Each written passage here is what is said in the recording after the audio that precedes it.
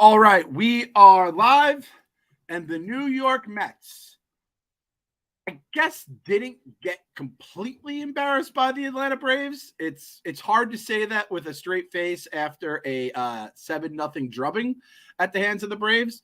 But hey, we won 10-4, and the series, let's see, the series was 14-12 was the final score of the series, Phil. So I'm going to chalk that up as a moral win. Is that fair to say? I mean, yeah, they didn't get swept, so that counts for something. Man, how times have changed, how times have gotten sad. Another episode of We Gotta Believe. It's Clem and the Meek Phil. Everyone's still recovering, licking their wounds from the Barstool Awards last night. People are traveling all over the place. Our boy Kyle, I think, should be back next week too. So I think Kyle already looks like he's always like 25 years old. He has a boyish look to him. He's going to look even younger with not having to worry about the Mets for like a month straight and just, bopping around the fucking Greek islands with his beautiful new bride there. So I'm interested to see how that all goes.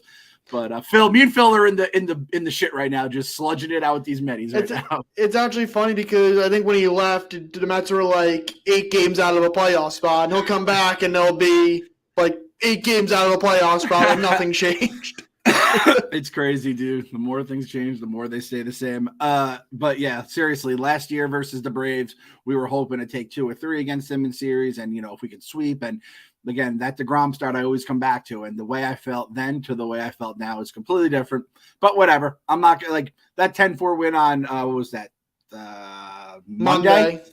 That felt good, and I started to get a little bit of like the next game was close. I was like, oh shit, is there a little miracle Mets potential here where we go on a little bit of run? Because you look at the end of the schedule, Marlins, Phillies, basically like the entire month. And then you have Arizona and Cincinnati as well. And you're like, a lot of wild card teams there. We could make up some ground in a whole little bit of time. And the Braves kind of put an end to that real quick. But anything you had, any takeaways that the sick fuck known as Meekville had from the Brave series?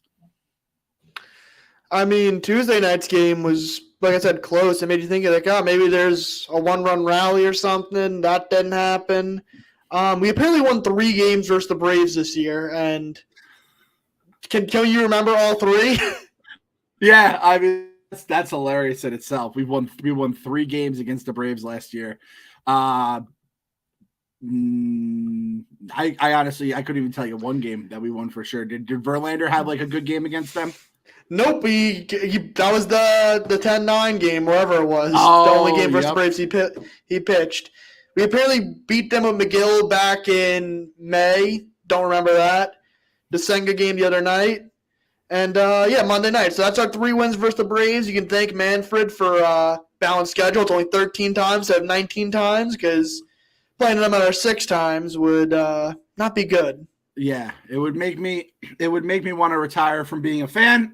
However, luckily we don't have the option to do that, and we'll be riding with this team forever. But speaking of retirement, the New York Mets announced today they will be retiring the numbers of Darryl Strawberry and Dwight Gooden next season.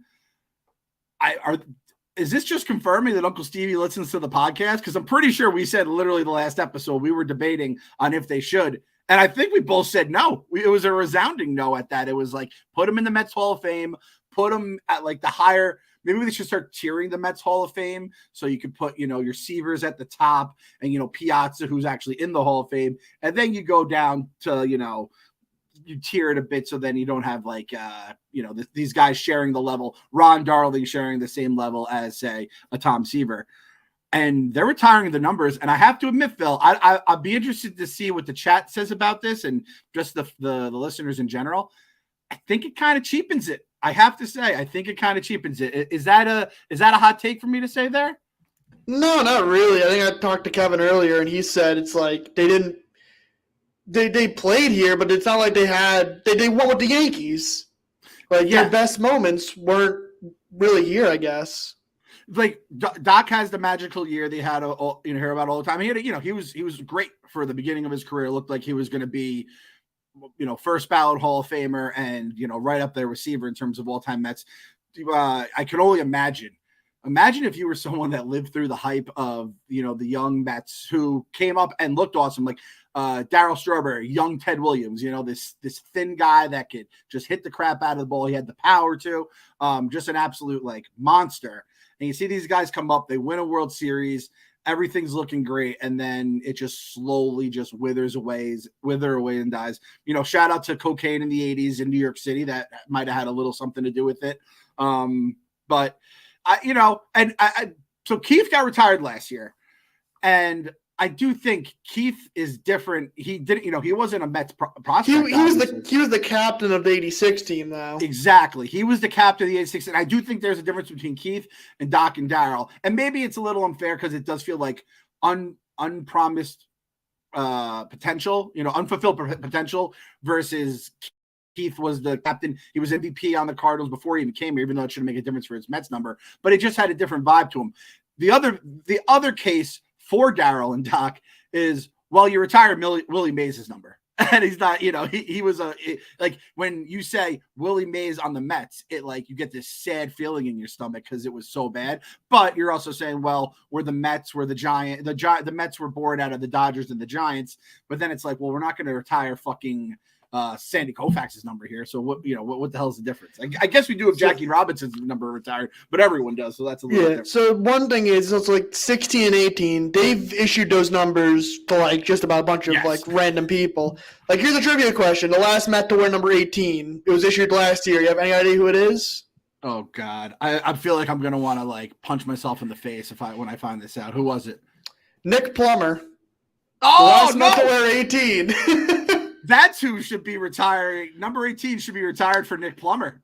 And last Met to wear number 16. Any idea? Last year?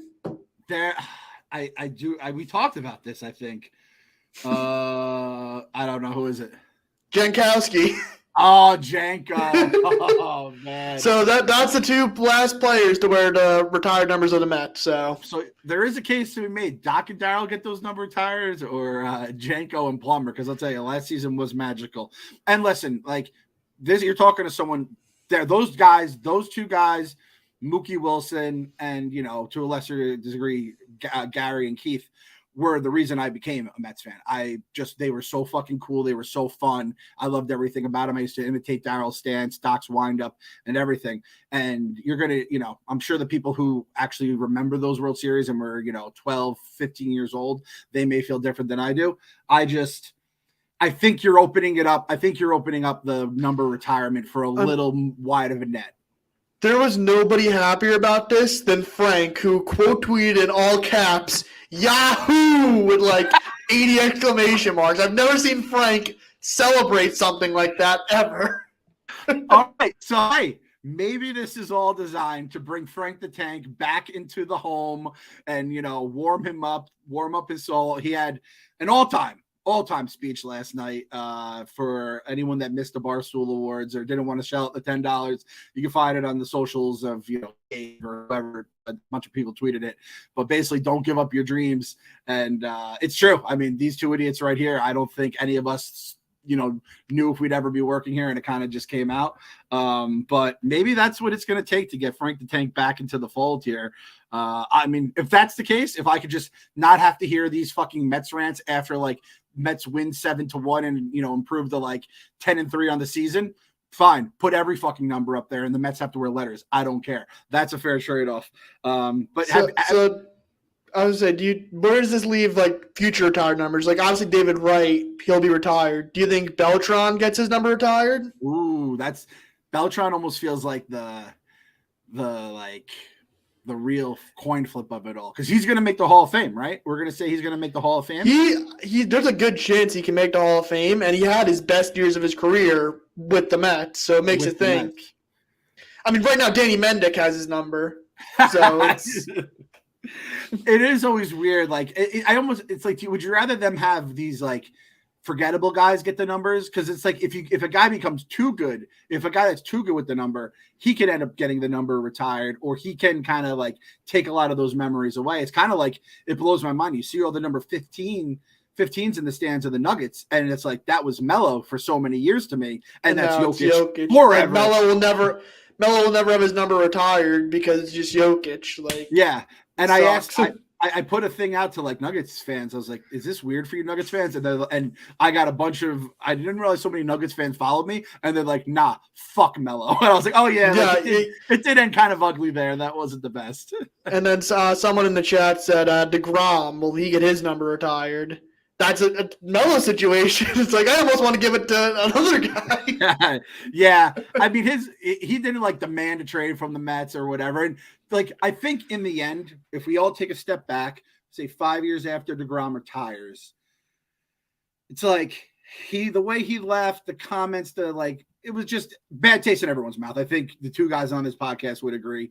But think of all the shit that he went through, or like, how has he not killed somebody yet? Like the infamous Meek Phil tweet, or like just all the times where this team just let him down and he never motherfucked any teammates. I'll just call it even. It all comes out in the wash. If you're going to retire Doc and Darryl, who won a World Series, mind you, Doc won a Cy Young, Darryl Rookie of the Year, I want to say. I think he might have won Rookie of the Year. By the way, Darryl Strawberry, my boy Pally told me, confirmed San Francisco Giants. So for future grids, he was a San Francisco Giant. That wasn't my brain being an idiot. I actually got it right. Darryl won Rookie of the Year. And with the Mets, let's see, 1, 2, 3, 4, 5, 6, 7, 8 All-Stars, second, third, and sixth in the MVP finishes before he went to the Dodgers. So those are awesome years, but it is different. You know, he has the ring. Jake has multiple Cy Youngs. He had a Rookie of the Year. I think you're going to have to put Jake and Wright in. Beltran is the coin flip. And can we agree? No fucking chance Jose Reyes goes in there. Nah, there's too much of a black stain there. Like, yeah. Yep. When that, thing came across the bottom line, that was kind of the end of my, love of Jose Reyes. And whatever, I hope him and the wife are doing well or whatever. That was kind of, and the way that they almost made David Wright's retirement as much about Jose Reyes, that still pisses me off to this day. And I'm sure that's a Wilpons thing. I'm sure the Wilpons loved Jose. That's why he was our fucking starting third baseman for an entire season. So that when he was literally awful. It was terrible. So I personally wouldn't want Jose. Gary Carter. He only played a few seasons with the Mets, obviously 86, but I didn't live enough I didn't live in the 80s at all, so I can't really speak to if that number should be retired. That's something I would ask Frank. So yeah. So I'm looking here right now. 1, 2, 3, 4, 5 seasons with the Mets. All-Star 4 of those 5 seasons. Third and sixth in MVP. And it's it was him and Keith. You always heard it was him and Keith, and he was kind of the final piece to the puzzle, where Keith was the veteran piece they brought in with all the kids. So, and the whole thing where he passes always makes it tough. But at this point, it's again, I just go back to Willie Mays. Willie Mays being up there, it does kind of just make this. We have to have a fucking limit, though, Steve. We can't be just sucking everyone's dick and retiring their numbers because they had a couple good seasons for us. Down the road. Again, I'm not expecting Jay Bruce's number to get retired because we had a nice run with him, or Yo Cespedes to be up in the rafters for that miracle run. I mean, there was a time last year I wanted Donis Medina's number retired. Yeah. Hey, I guess current Mets that could have their number retired, as things go. If Pete becomes the all-time home run leader on the team, if we don't trade him away, he's up there. Lindor, who top 5 in the next 10 years. Yeah. He'll play 10 more years in the Mets. So that's an option. He'll be in the Hall of Fame. Nemo will play 16 seasons as a Met, whatever it is. And I'm trying not to be greedy here, but I do think at some point you have to have a ring at some point. And David Wright is different. Apparently he's Jesus Christ if you've ever met him. Unfortunately I haven't yet, but that seems like he also played on so many bad teams. It's not it was ever his fault. By the time a team actually got good, that's when his body fell apart. And he would have won MVP that year if the rest of the team didn't collapse around him. So, interesting conversation to have. But Doc and Darryl, that'll be cool. I mean, the Keith moment was very cool last year. Doc and Darryl, there is a twinge of sadness whenever you see them. I saw Doc at my local mall a couple of months ago, and he's just you're just happy he's alive, and you're it's a miracle you're alive, but you're also just man. You can just tell it's probably taken the years out of him. You just think about the being in a fucking crack house during the parade for the title. Different time back then, Philip. Different times, but the So Mets were always like this. I DM'd Frank. I said, do you think Gary Carter should have his number retired? He just said, yes, it's out of circulation anyway. So you know what? Retire Gary Carter's number. Do it for Frank. Yep. No issue. That's like if I could still trust Frank to make like bets with me, I'd be like, Frank, a man of your word. If they retire Gary Carter, will you give them like a 3-month TikTok Twitter rant like hiatus as a measure of goodwill? But I can't trust him anymore. I love the guy. He had a great moment last night too at the awards. But so Mets, do the right thing. Ease his pain, retire Gary Carter's number, and get Frank the Tank off of your back for next season, especially if things don't go as well. And for the people that are not having their number retired, what do you do if you want to enter that retired state of mind? Get yourself a Coors Light. Everyone thinks about the day they'll eventually get to retire and enjoy all the freedom that comes with it. Doc and Darryl just living their life, having, just relaxing, kicking back, and thinking about the old days. Who says we have to wait decades before we get to kick back and chill out? You don't have to wait for a Steve Cohen to come in, buy your team, and actually make things better. You can just get yourself a nice cold Coors Light, get a can or bottle out of the fridge. When the mountain is blue, it is ready for you. Drink it down, sit back, relax, and enter that retired state of mind. It's perfect for all your summer plans or lack thereof. No judgment here. So this summer, chill like you're retired with Coors Light. Get Coors Light delivered straight to your door with Drizzly or Instacart by going to CoorsLight.com/believe. Celebrate responsibly. Coors Brewing Company, Golden, Colorado. We're drinking Coors Lights during last season's wonderful year, drinking Coors Lights during this season's nightmare, and we'll be drinking it next year to Doc and Darryl getting their numbers up in the rafters and the Mets being back. How are the Mets going to be back? I don't think it's going to be with Shohei Ohtani on the mound, Philip. We got a text from Phil. I think it was like 1 a.m. I was driving back from Boston still. And, I figured you guys would be up because it was the award show. That's why I put it in the chat. I'm like, oh, these guys will see it at some point. So that's actually a question. I think if you reach a certain level of stardom and you have an injury that is a injury, an ACL for a running back, a UCL for a pitcher, you just say the letters and you could just associate the position with it, kind of a thing. I think you could just throw that to any group chat and any time of night. I was awake. I just couldn't respond because I was driving. That was an moment. And I didn't even know that I went back on the blog and I saw that there was something about arm fatigue yesterday. Was there any signs of this though before last night? Well, the past few starts, he was being pulled early for cramping or whatever. Maybe his numbers were a little bit slumping for his standards. And then to start yesterday, you see his velo down. I think his fastball is down 4 ticks or whatever. So that's always a bad sign. Yeah. And the more shocking part is he actually played the second game as a hitter. So, unbelievable. Just devastating. I mean, just awful for baseball in general. And I mean, he's still around as a hitter. And now, is he going to do with the rest? Is he going to get Tommy John, which he's already had? What are they saying as of now? Their surgery is undecided. I don't know if it's a full tear or partial tear. Those are two different things, obviously. Yep. But realistically, if he needs Tommy John, you're better off getting it right now because this season's a wash for the Angels. Yep. That's you get it now. You worry about yourself in the future. No matter what, he's not pitching at all next season. That's completely out the door. He's not pitching until 2025. If he even wants to still be a pitcher, 2 Tommy Johns in 5 years, that's very hard to come back from on top of hitting 6 days a week. Yeah, this might be the end of him as a two-way player, honestly, which sucks. That sucks. It sucks for baseball fans in general. It sucks for it sucks for his agent, but most of all, it sucks for Shohei. I mean, the number was going to be astronomical, and as our guy Meech here says, since Drake wore his jersey, it's been all fucking downhill. The Drake curse is back, and it came back with a vengeance here. And look, he's probably still worth $300 million or $400 million as a hitter, realistically. Yeah. And then I think what his next contract's going to be, there'll probably be a base $300 million as a hitter or somewhere close to that, and then incentive based on starts and innings per year. What are you giving me? To maybe that contract could be worth up to $600 million, something very complicated like that.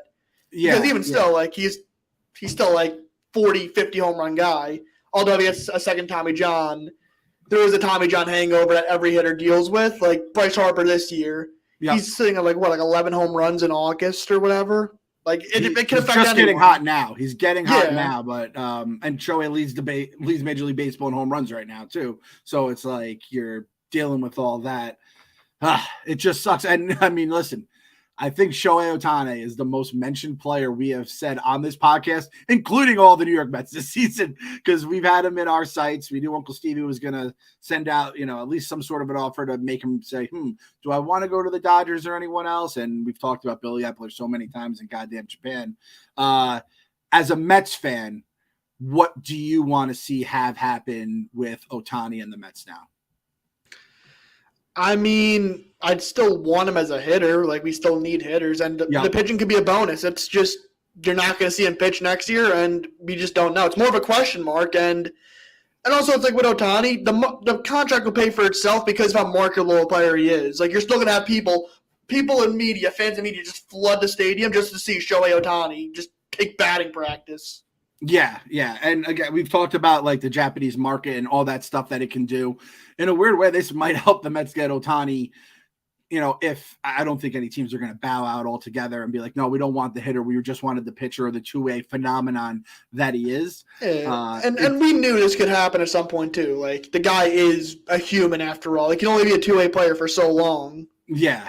I just hate the fucking Angels. I just feel like it's just a black cloud over them. And on the same day, the same game, Mike Trout goes on the IL. And you're talking about the same day. This day a year ago was when Artie Moreno announced he was selling the Angels, which he obviously didn't.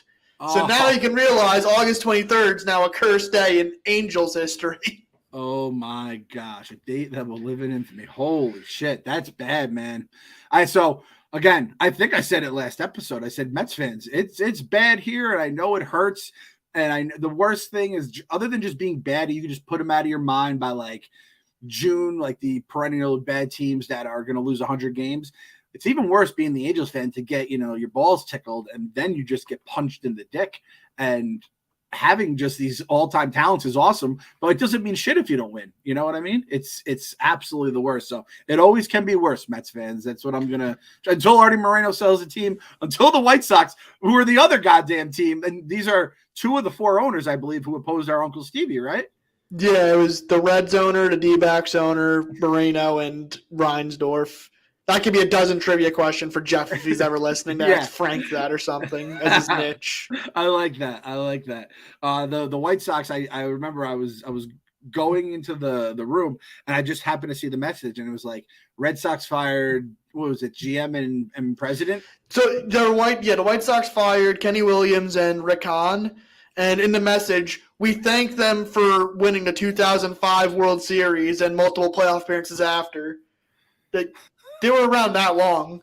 Like, you're thanking them for a title they won 18 years ago. It's like when Brian Cashman eventually steps down from the Yankees, like, thank you for that dynasty that you walked into like 20 fucking years ago. Yep. If Brian Cashman goes, thank you for the 2009 World Series 14 years ago, and then the dynasty you created like before Phil was born.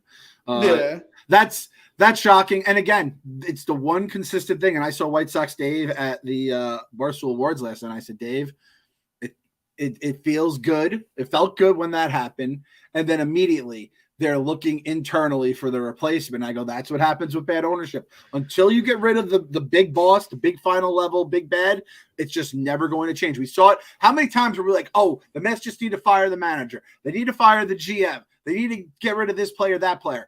If the Wilpons were in charge, it was always going to be the same. And I know this season went to shit with Stevie in charge, but I feel like we are building towards something here. We've gutted we gutted the guys we had up top in the big leagues. We've replenished the minor league system, and now we roll with the infrastructure we have in place. I mean, yeah, the prospects are playing well in the minors, and that's all we have to look forward to. Hope those guys can pan out. Yep.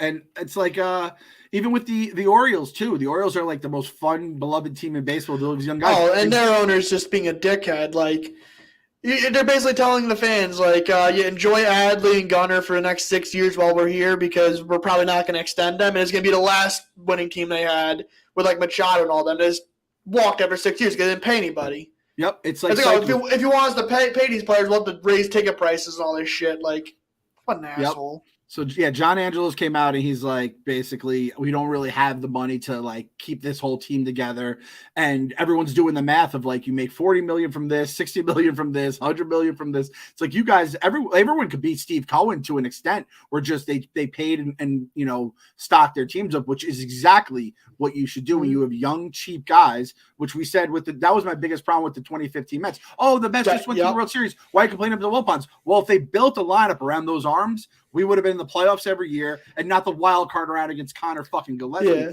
And we would have been there in 17, 18 until those arms, you know, burnt out, which they obviously we would have had like a Cubs type run like what they had, but they actually, you know, built around their young core. That's what I'm saying. Like, the Orioles now are similar to what we were in 2015, except they're just all hitters and not really pitchers. We were just mainly pitchers. Yeah, exactly. It's kind of a flip-flop in that sense. And I mean, Angelo, so you have this comment he makes about, you know, just letting the young core leave. They have the Kevin Brown stuff with the announcer that they suspend because he literally read a graphic on the screen, not even prepared by him.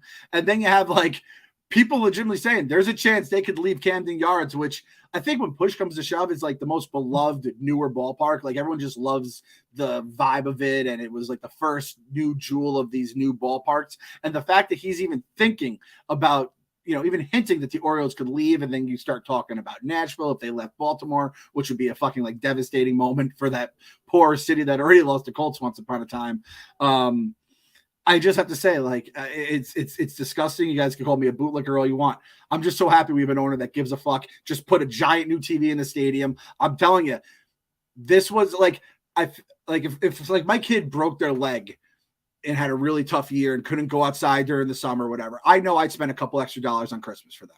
And I think Uncle Stevie's going to be spending an extra couple dollars on the stadium and the amenities and whatever. Plus, God willing, whatever happens in that Willits Point area as we build it, hopefully develop it, get some fun stuff, and then, you know, stuff on the roster. And to they have a guy like that, and you remember what it's like having awful owners, like in Baltimore, like in the White Sox, like with the Angels. It's just like, it could be worse, guys, and I think it's going to get better. It's just, I don't think it's going to get better with Shohei Ohtani, unfortunately. It sucks, man. It sucks. I mean, it sucks for all the teams that made, like the Dodgers basically planned their whole offseason around going for him as well. Mm-hmm. Obviously, they're in a better spot than we are. Like, they're still really good, but it's like, what are they going to do now in this rate? What are these teams that are ready to pay him going to do? Like, are they going to back off a bit, or are they still going to throw, like, the stupid money at him? We don't know. Yeah, and I do think if you want to do like winners and losers of Shohei Ohtani's UCL tearing, it's like a fucked up thing to say. But realistically, it may help the Angels' chances of bringing him back for all we know. That's true. I do think Soto might end up kind of benefiting because he's the year later, and then everyone's like, all right, let's some of that money we'd earmark for Ohtani, we'll push it back a year, and Soto's going to be the guy because we've been talking about those two forever. And there's not another. Is there another guy that is like a year after Soto that is like, oh, this is the next guy? I don't think there's anyone that's like. I'd have to look at the free agent class. But even when you start looking that far away, then it's like, oh, those guys can maybe be extended. Like, yeah. There's nobody. That happens to every good free agent class. Yeah, there's nobody who is, because at this point, Soto last year, people are already being like, well, the Nats aren't going to resign him. They're looking to trade him, and that already it had already started rolling. Whereas there's nobody right now where it's like, oh, this guy's going to get traded. You knew Betts potentially when you heard the White Sox were, you know, starting to act cheap. Lindor was on the radar. That's what the Guardians owner infamously said. He's like, enjoy Francisco Lindor when we have him, which is such a terrible thing to do to a fan base. So, yeah, we'll see what happens with Ohtani here. I'm the same as you, Phil. You always need offense, but the pitching and the spectacle and everything, it was a completely different beast. So, and again, the Japanese market and stuff like that. I'm still going after my boy Yosh though, Yamamoto. That's my guy, number one on the list. I think it was us. Was it us and the Diamondbacks who were tied to him? Who are scouting him along with the Red Sox. A lot of teams are scouting him. So okay, but you gotta hope Billy Appler just knows Japanese market very well. He can do his magic again, whatever that means. So. I'm telling you, that man can fill out a kimono very well. I'm telling you, men can wear kimonos in Japan, right? I don't know. Phil, what's your Japanese culture? I don't know Japanese culture that well, so okay. I'm not going to comment. No comment on that one. Kimono, I think everyone can wear a kimono. If any Japanese people in the chat, just let me know if I'm dead wrong there. But, you know, I'll tell you right now, it was between us and the Diamondbacks. There is zero chance we're getting outbid by the Arizona Diamondbacks, especially when that's one of the 4 owners that opposed our Lord and Savior, Steve Cohen. There's no fucking way. Yeah, unless Yoshi Yamamoto's like, I just really like playing in 120-degree weather in a desert. Like, yeah. You can't rule that out. I don't know. He likes a dry heat. If he likes a dry heat, like if that's like his things of likes, we're definitely in trouble. He's a really big Phoenix Suns fan. Yeah. He wants to be Kevin Durant. Oh God. If Kevin Durant is the reason we miss out on my beloved Yosh, that's gonna kill me. Okay, so that's our so now that the Ohtani dream is, at least if it's not dead, it's definitely changed. Is there any other people in the mind as Farmer Phil? Is there anything that happened over the last few days on Michael Mayer or Joe DeMayo's Twitter page that I should know about? The guy we got for Dominic Leone somehow is homered in 2 straight games. That's amazing. That is fucking amazing. Jet Williams is WRC plus in Brooklyn's almost at 200, so 19 years old, really good. Maybe your best prospect. Jet Williams, I see him every day on my Twitter feed. Something good, which is an awesome feeling. Again, his name is so awesome. Drew Gilbert, I think, still has an OPS over 900. I see Acuna stealing some bases. Our prospects are pretty good. We have a foundation building. Oh, and Tyler Stewart last night, 6 innings, 2 hits, 2.20 ERA, leads all of minor leagues. And I have this theory with pitchers that if you look at the data, the offense in AAA this year is like absurd. Like obviously we see it like like we see Tomas Nido hitting home runs. You're like, okay, something's up. I may just spill your water. Yep, that was good. But so it may be better off to keep the pitchers in AA because of how like absurd a run environment that AAA actually is. Yeah, don't send your pitchers to like Colorado for a season to get some fine tuning. Keep them in AA where you're facing awesome fucking talent every single day anyway. So I don't know if it's just me. Like trust me, when I see the Jet Williams stuff, the Acuna stuff, it's great. But when I see like 2.2 ERA in AA, man, I get bubbly inside and knowing we might have a pitcher down there. Maybe it's because the Mets have had a better track record developing pitchers. So you see the guys, they come up. Granted, we've had just as many like Rafael Monteros as we have had Jacob. It's also been, we haven't had like a starting pitcher to be developed since the whole 5 aces thing. Like, yeah, David Peterson's the best one, and he can barely even he can barely get through 4 innings. I was going to say McGill and Peterson. We were like, oh shit, are we going to hit on both of them? And now it looks like we're hitting on neither of them. I got to see McGill. I just put McGill in the bullpen. Put him in the bullpen and just show me like the fact he was a reliever when he was in college and he clearly cannot withstand the rigors of starting pitching. Just throw him in the bullpen and we'll figure it out from there. Misery loves company. We've talked enough about other teams in the American League. Aaron Judge hit 3 home runs and the Yankees won. If they had lost, that would have been hilarious, but they won. And they lost the series to the Nationals today somehow. So there we go. I don't get how that team is that bad. Like, if all Yankees teams to maybe have a losing record, it's going to be this one. Doesn't make much sense to me. Because they've had, like the 13 and 14 teams I thought were atrocious, yet they still won, 80-something games. Like, this one may be in the 70s. I'll never forget, Tony Womack in center field on some of those teams back then. I was like, oh, this is when the Yankees fall off and it all blows up. Not the case. And this is the team that it did feel like there were some times where when the Yankees, was it last year when they were just out of this world, on fire? Or was that 2 years They were ago? on pace for 120 wins around June. And then they were 500 the rest of the year. And I remember being like, holy shit, this is why they never made any changes. They knew they just had to all the things had to click in place. The numbers, the analytics were all lining up. And I was like, oh shit, they're going to do it. And everything has just blown up since. If they don't, I think we said this last week, if they don't fire Aaron Boone, he is unfireable. He will be there. He's basically a dictator. He's Joseph Stalin. And Cashman, again, if Kenny Williams can get fired, anyone can get fired after a World Series in the 2000s. So, not great. And again, it's a Hal thing. Steinbrenner would have fired at least 10 managers by now since 2009 if he was the one in charge. And then we'll wrap things up here. the Alonso rumors with the Brewers here. So it was said that the Brewers were in talks with the Brewers and the Mets were in talks about a Pete Alonso trade around the deadline. Brewers say it was, they were exchanging terms or whatever. The Mets say it was never all that close. It didn't even involve, do you know the Brewers prospects, the number 2 guy? It didn't involve Cheerio, however you pronounce his name. But you know the reason why this got leaked, because the Mets have been linked to David Stearns for 3 years, and this is the Brewers' way of getting back by just leaking some information. I think it was someone said, it was in field goal range. Was it Justin Tucker range, or are we talking some shitty kicker, Roberto Aguayo range, I guess. I don't know. Or Cade York. Who's kicking here?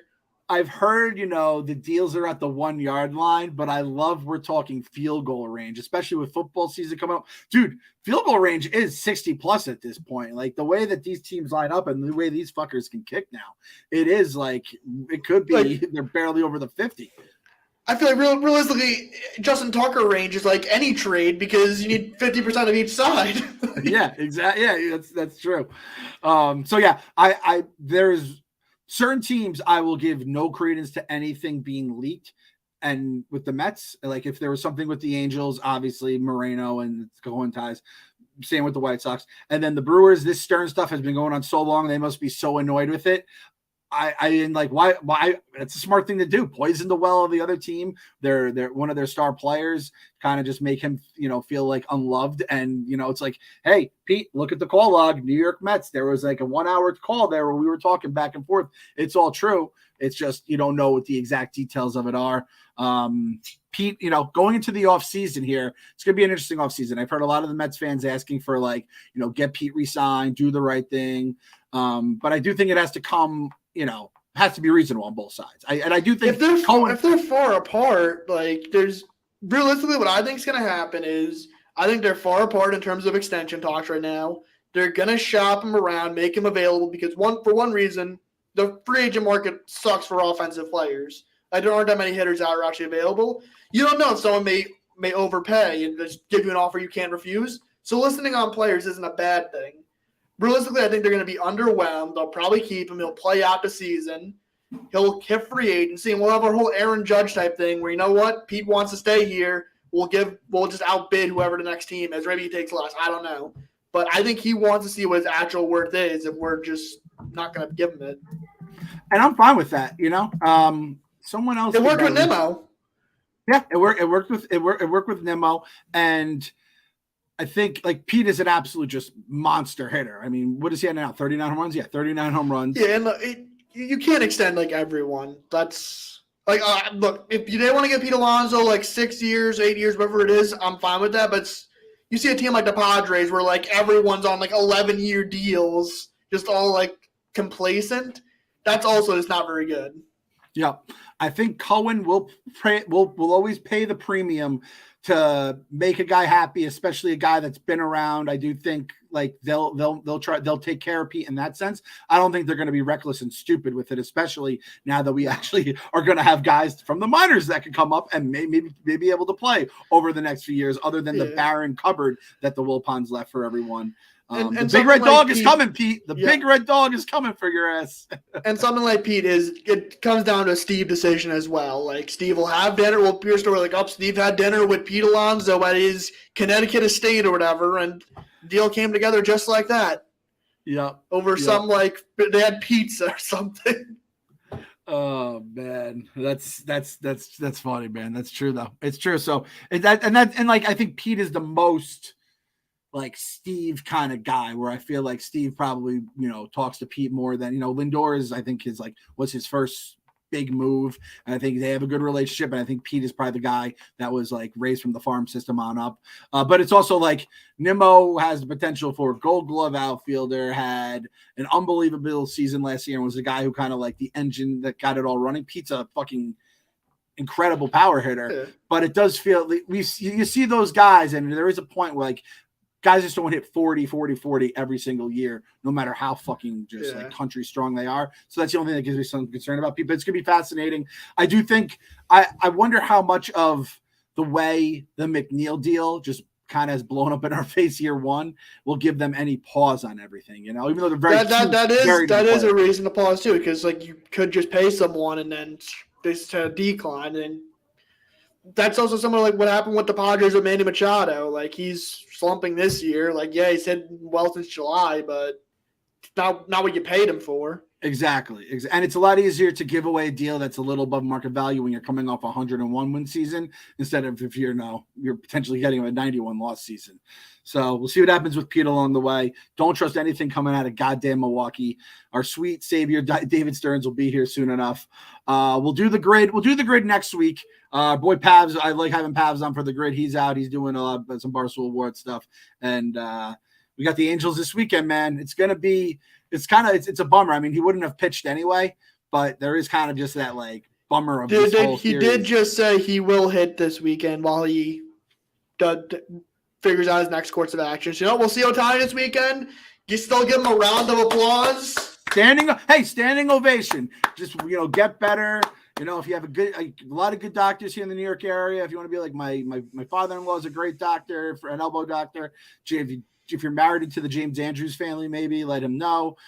Just tell him we hope he feels better. Throw some roses at him. I don't think he can get in trouble for throwing roses on the field. Throw roses at him. Make him feel welcome. Whether or not he's going to be a pitcher or not, I don't think anyone's going to not want to see Shohei Ohtani in the lineup 162 times next year.